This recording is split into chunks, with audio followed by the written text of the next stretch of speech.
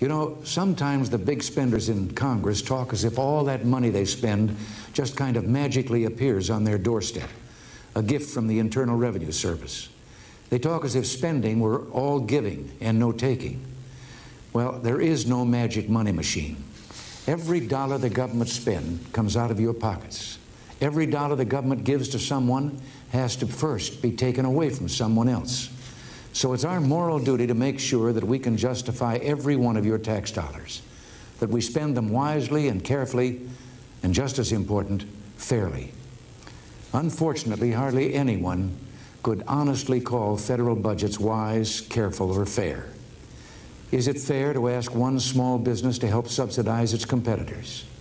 Is it fair to ask workers in the private economy to pay for civil service pensions that are much more generous than the retirement benefits they receive? Is it fair to ask low-income families to help pay for the college education of children from families with incomes as high as $100,000 a year?